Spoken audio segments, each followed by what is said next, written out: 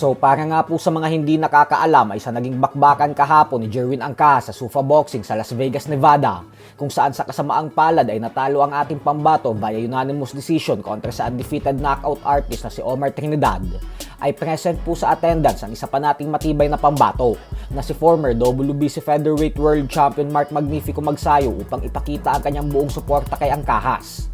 Subalit nagkaroon din nga po sa event na ito ng eksena si Magsayo dahil nagkaharap sa isang face-off si Magnifico at ang undefeated fighter at kapwa niya top lightweight contender ng Zuffa na si Andres Cortez. Dito ay sinabi ni Magsayo na narinig niya daw na binanggit ni Cortez ang kanyang pangalan, kaya naman gusto nitong ipaalam kay Cortez na handa daw siya at ang kampo niya anumang oras. Kung ating pong matatandaan ay noong buwan ng Abril lamang ay sabay silang bumida sa Zuffa Boxing event kung saan magkasunod silang lumaban at pareho nilang nakuha ang tagumpay. Pero mas nangibabaw po ang panalo ni Magsayo dahil nanalo ito ng performance of the night na may bonus na $50,000 o mahigit 3 million pesos. Ang event na yon ay pinaniniwalaan na isang setup para paglabanin si Magsayo at Cortez. Kaya malaki talaga ang posibilidad na si Magsayo at Cortez na ang sunod na magtutuos. Bukod dyan ay may posibilidad din po na magkrus ang landas ni Magsayo at ng kapwa former world champion na si Jose El Rayo Valenzuela nang dahil sa debusyon din nila ito lumalaban. At kahapon lamang ay bumida ito sa Zuffa Boxing matapos niyang talunin via second round knockout ang former world title challenger na si Edwin De Los Santos sa kanilang naging rematch. Sa kabilang banda naman mga idol ay agad ding nagtrending sa mundo ng social media at boxing community ang pinost ng ating pambansang kamauman ni Pacquiao kahapon na video kung saan kasama nito ang UFC superstar na si Conor McGregor. Lingid nga po sa kaalaman ng lahat ay matagal na po ang video na ito.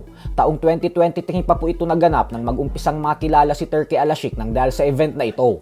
Pinagsama-sama niya ang mga boxing superstars at legends sa Saudi Arabia para mas lalong maging maingay ang pinopromote niyang super fight noon sa pagitan ni Tyson Fury at Francis Ngannou.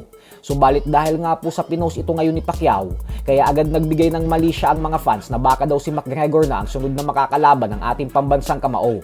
Lalo pat pansamantalang napospone ang kanyang mega rematch kay Floyd Mayweather Jr. nang dahil sa mga kasong hinaharap ni Mayweather.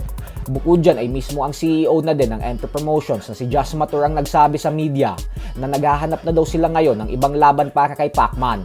Kaya hindi rin natin masisisi ang mga fans kung bakit iniisip nila na baka pahiwatig na itong kay McGregor. Lalo pat nakatakda na din silang magtuos noong taong 2021 pero nagkaroon din ng problema at nauwi pa ito sa ilang taong demandahan sa korte at pagkakakansila ng kanilang laban. Samantala, naglabas din po ng reaksyon si General Casimero sa pagkatalo ni Jerwin Angkas. Ayon kay Cuadro Alas, ay siya lang daw at ang kapatid nitong si Jason at ang bayaw ni Jason na si Ryan Lugas ay sapat na bilang conditioning coach. Saging lang daw ang katapat ng lahat ng yan.